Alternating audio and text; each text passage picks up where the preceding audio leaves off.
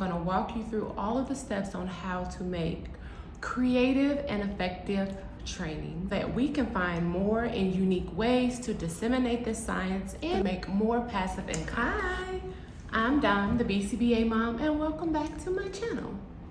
So today I am preparing for a training. I conduct numerous trainings on multiple different topics, and spoiler alert, you can too.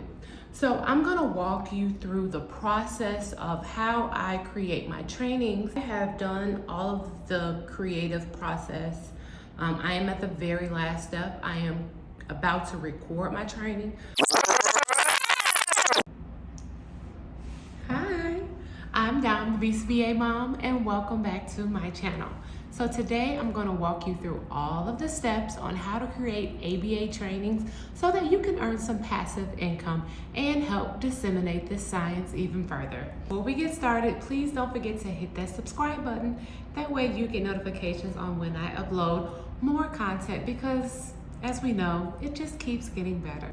So the first thing you want to do is identify your topic. So this can be ABA procedures or strategies, ways to increase behavior, ways to decrease behavior. It can be ethics topics, or you can think outside of the box. For example, I just did a training on how to increase cultural humility as a BCBA, because next you want to think about, why is this topic important? And who is your target audience? Is this a training for schools? Are you doing professional development for schools? Or is this a training for fellow BCBAs who are trying to earn CEUs? So you want to identify, why is this topic important and who is your target audience? Next, you want to start creating some learning objectives. Just like when we're creating a behavior plan, we may have goals, but then we also have objectives to meet those goals.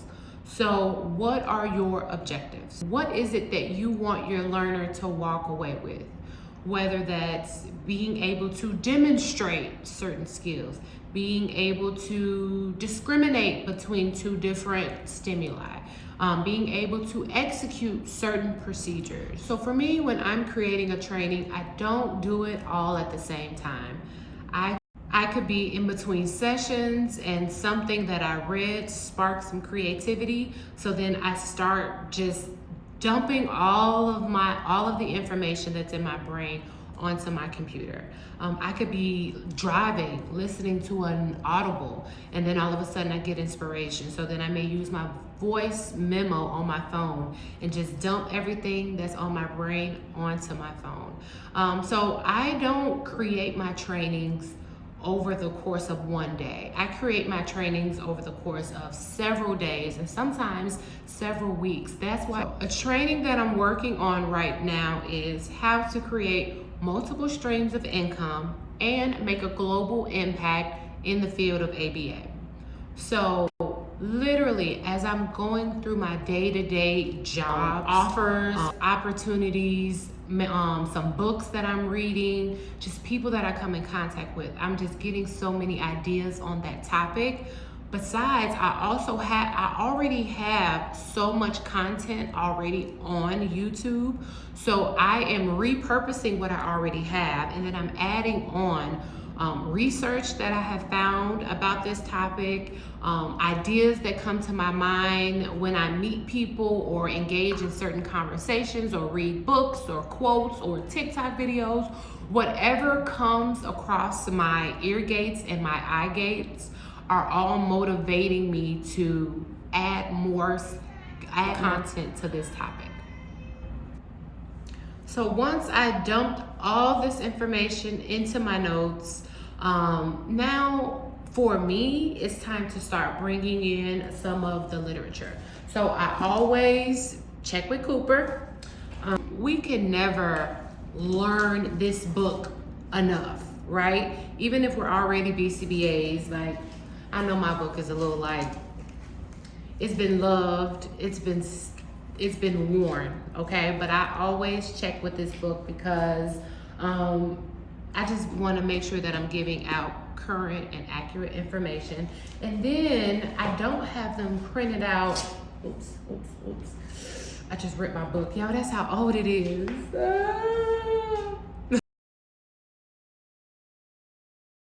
So there's a really cool article that I'm gonna share during this training, and it's just literally gonna blow your mind. I reference everything in it. So I have my journals, I have my articles, I have my Cooper book, I have my notes, I have everything. Now it's time to bring it together and make it into a presentation. So recently I started doing my trainings a little unconventional when it comes to ABA. So a lot of you don't know this, but I do have a background in theater. And I was reading a book, I forgot what it was called. I'm sorry, if I remember, I'm gonna put it in the show notes. But I was reading a book, and the book said, imagine that you went to a Broadway show and the curtains opened up and someone walked out on stage and it said, hi, my name is Dominique Shorter and I'm getting ready to present a really great presentation right now. Okay, here I go. That is not as entertaining as you're sitting at a Broadway show and the curtains lift up and the opening act starts and there's music and lights and they give you their best stuff in the beginning to capture your attention.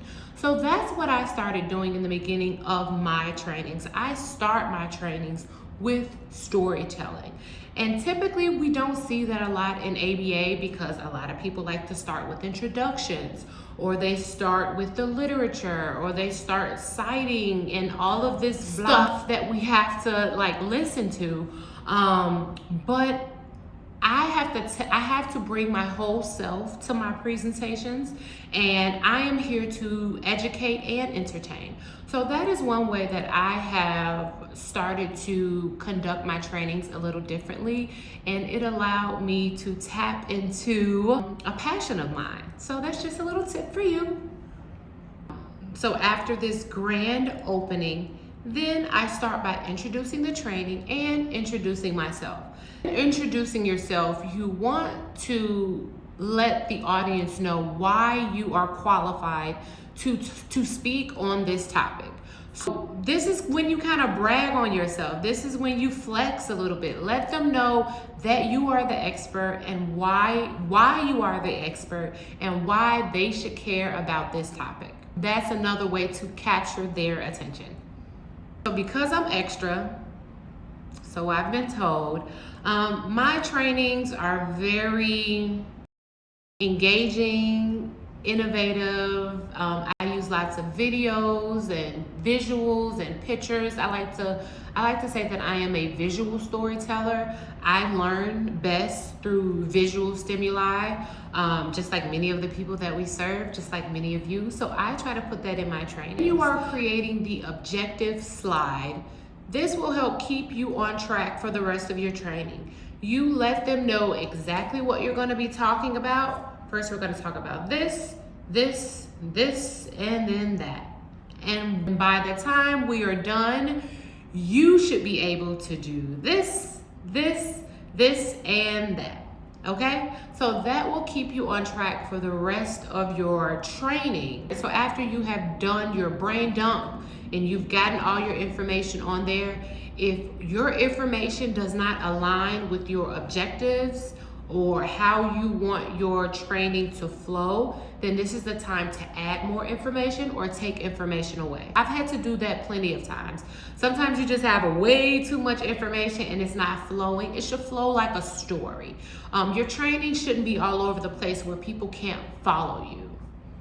So during this training, I mentioned I do a lot of storytelling. So I shared why I started making 6 streams of income by sharing a story of me getting fired.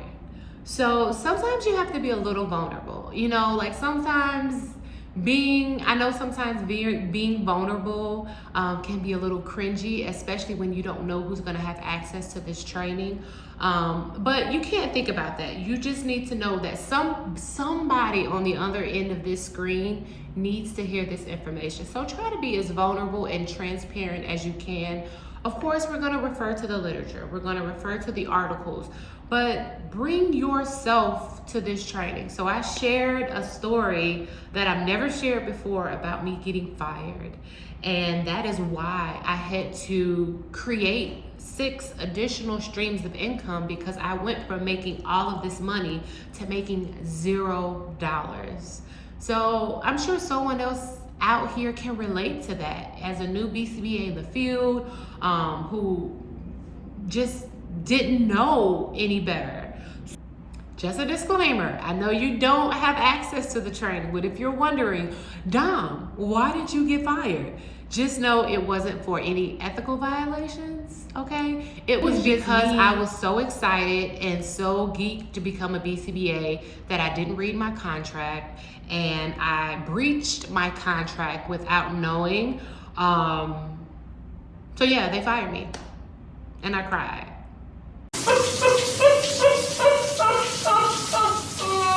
I cried a lot. That was a very, very low point in my life, but look at me now. Okay, let's go back to it. I've done all of the creative process. I am at the very last step. I am about to record my training. So just a few of the equipment that I use to get a more quality training. I have my Yeti mic. I first got this mic when I started a podcast called Two Black Unicorns with another BCBA, Danielle Bill. Feel free to go check that out. It gets really deep and vulnerable. Another thing that I have is my handy dandy light. You can never have enough good lighting when you're on camera. Aesthetics are everything, so you want to make sure things look good. You can't see it because my phone is on it right now, but you always want to capture B-roll. I will link this below. This is the Osmo Gimbal. It's a stabilizer. There we go. And what else? I'm still a bit old school, so sorry trees. I do print out my articles. I still highlight them, so I keep them readily available just in case, you never know. Even though everything is on the PowerPoint. And this is custom made just for me. It was a gift. Audio is really important.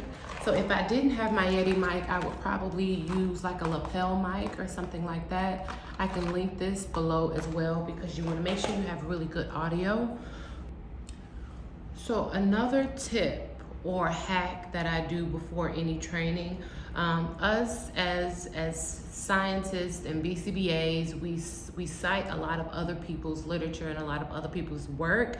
But if you're anything like me, it is so hard to pronounce some of these authors' names. So I'll go in, I'll copy their names, and then I'll go to Google and I say, how do I pronounce those names? So that I'm doing them justice, so that I'm getting their name right. And then I may record myself saying their name on my recording, on my, what is it called? On my voice record on my phone. That way I can play it back so I know how to cite those sources properly.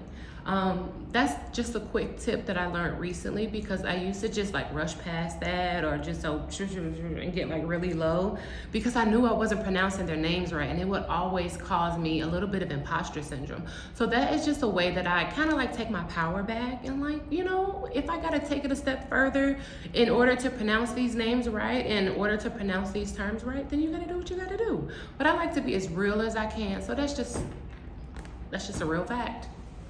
A special shout out to Study Notes ABA for sharing such great information with me and allowing me to contribute CEUs for 2 years in a row. Another shout out to Behavior Webinar. I will link all of my trainings to this video. Please don't forget to like, comment, and subscribe.